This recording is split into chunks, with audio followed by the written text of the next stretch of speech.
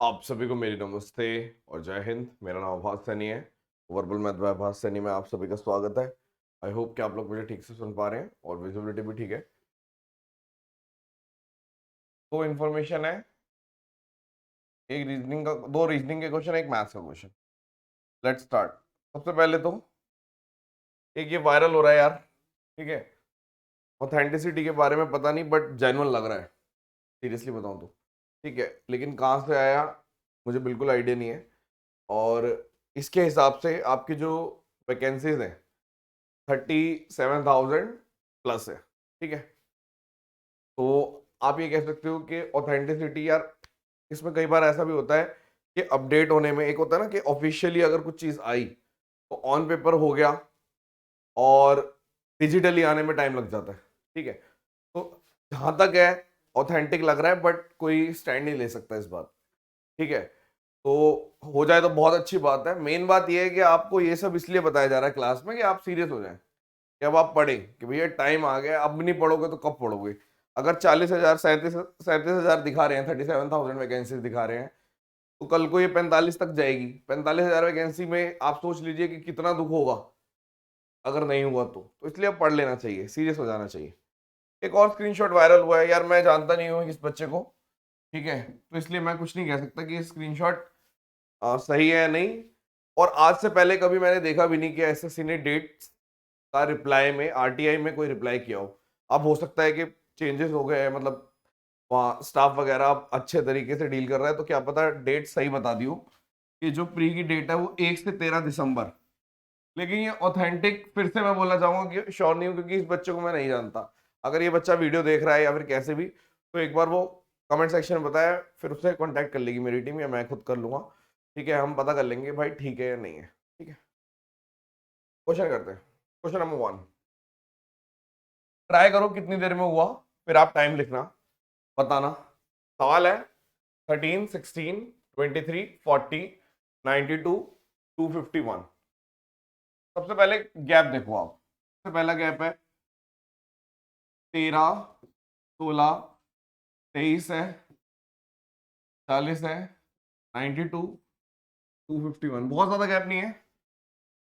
3 लिख दिया, 7 लिख दिया, 17 लिख दिया, 52 लिख दिया। यहां पर अगर आप बोल दोगे तो 8 और 4, 14 में से 9 गए, 5, 158 लिख दिया, ठीक है। अब यहां देखो आप, 3 है, 7 कैसे आया? अगर मैं 3 को इंटू 2 प्लस 1 कर दूं, ये कैसे आया? इंटू 2 प्लस 3 कर दो, इंटू 3 प्लस 1 कर दो, इंटू 3 प्लस 11 में से 2 गए, 9 नहीं 1, यहाँ गलती कर दी थी, यहीं से erase हो जाए।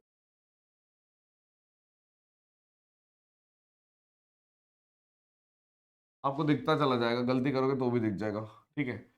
+3। अब अगर मैं ध्यान से देखूं तो ये वाली जो अगली चीज आएगी वो कितनी आएगी? यहाँ पे कुछ आएगी, तो आप बोलोगे देखो कैसे था, into 2 plus 1, into 2 plus 3, into 3 plus 1, into 3 plus 3, into 4 plus 1, into 4 plus 3, ऐसे होना चाहिए।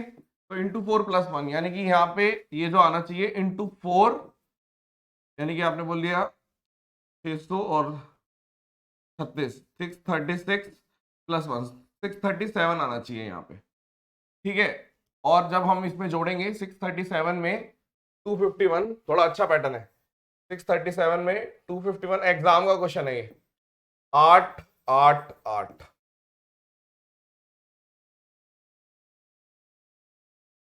पहला क्वेश्चन। दूसरा क्वेश्चन, 5 कंसेक्यूटिव ऑड नंबर है। 5 consecutive odd number है। The difference between the square of the average of first 2 odd number and square of the average of last 2 odd number is 492. What is the smallest odd number? मान लो पहला, दूसरा, तीसरा, चौथा, पांचवा, 5 odd number है आपके पास, odd number, पहले और दूसरे का एवरेज मान लीजिए, यहां पे मिडल में आएगा, मिडल नंबर x है, इसका कितना आएगा x। आप देखो कि अगर मैं यहां पे x प्लस समथिंग डेविएशन हो जाएगी। आपने बोला कि यदि इसका एवरेज नंबर, इन दोनों का एवरेज नंबर x है, तो यहां पे कितने का गैप है, 2 का, फिर यहां से यहां तक का 2 का, फिर यहां से यहां तक का 2 का, तो ये x प्लस 6 हो गया। यानी आप ये कह रहे हो कि पहले दो का एवरेज अगर x है, आखिरी दो का एवरेज x प्लस 6 होगा। इसी का डिफरेंस चाहिए था, यानी कि x प्लस 6 का whole square minus x square equals to 492। तो आपका x square plus 36 plus 12x minus x square बराबर 492। एक्स स्क्वायर से एक्स स्क्वायर कट गया, 492 6 आ गया, 8 5 और यहाँ पे 456। देयरफॉर 12x बराबर 456। यानी अगर x की बात करेंगे तो आपकी x की वैल्यू आएगी 3, और यहां पर अगर हम बात करें तो 38। तो दैट मीन्स ये जो वैल्यू आई वो आई 38। यानी 38 किस किस के बीच में आएगी, 37 और 39 के बीच में आएगी। तो अगर हम ध्यान से देखें, दो ऑड नंबर की एवरेज 38 आ रही है, तो स्मॉलेस्ट कौन सा है, 37 सॉल्व। आप खुद देखिए, अगर मेरे पास, मान लो अगर मेरे पास 3 कंसेक्यूटिव नंबर है, ऑड हो या इवन हो या सीक्वेंस में हो, तो मिडल वाला एवरेज होता है। अगर 2 है तो इसके बीच वाला एवरेज होगा, आखिरी के 2 है इसके बीच वाला एवरेज होगा। तो यहां से मैंने देख लिया कि अगर लेट कर लिया ये x है, तो ये x प्लस 6 हो गया। ठीक है, बढ़िया क्वेश्चन है। कितनी देर लगी, हुआ या नहीं हुआ, कितनी देर में हुआ। आप एक चीज और नोट करेंगे, एक ज्ञान बता देते हैं कि मैथ्स के क्वेश्चन ऐसे होते हैं कि जब आप टाइम देते हो तो मैथ सॉल्व हो जाती है, लेकिन अगर रीजनिंग में कोई श्योरिटी नहीं होती। ठीक है, आप अगर देखें कि अगर आपके पास 10 मिनट बचे हैं, मैथ्स के 3 क्वेश्चन बचे हैं, रीजनिंग के 5 क्वेश्चन बचे हैं, आपका डिसीजन क्या रहेगा, क्या आप रीजनिंग की तरफ जाओगे या मैथ्स की तरफ जाओगे, कमेंट सेक्शन में बताना। ठीक है, ये वाला देखो अब, 3 इंटू 2 माइनस 3, तो ये आ गया 3 into 2 plus 3, 9 into 2 minus 3, 15 into 2 plus 3। यानी कि ये देख लो आप, 2 माइनस 3 2 प्लस 3, 2 माइनस 3 2 प्लस 3, तो यहां पर आपका आ जाएगा, ठीक है, ये वाला minus plus minus plus minus, 33 into 2 minus 3, 66 minus 3 63। पहला क्वेश्चन हुआ, दूसरा क्वेश्चन हुआ,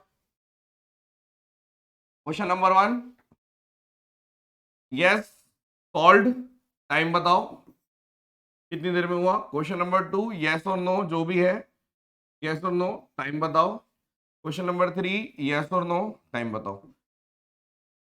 ठीक है, अभी ये 10वीं शॉर्ट वीडियो है। ठीक है, थोड़ा त्योहार का माहौल खत्म हो जाएगा थोड़ा सा, उसके बाद हम आपको जो मैंने डे 1 करवाया था, जिसके अंदर आपको सेट बताए थे, सेट करवाए थे, 10 question maths, 10 question reasoning, 10 question GS, और 10 क्वेश्चन ही 10 स्लाइड जीएस थी, 10 स्लाइड इंग्लिश थी।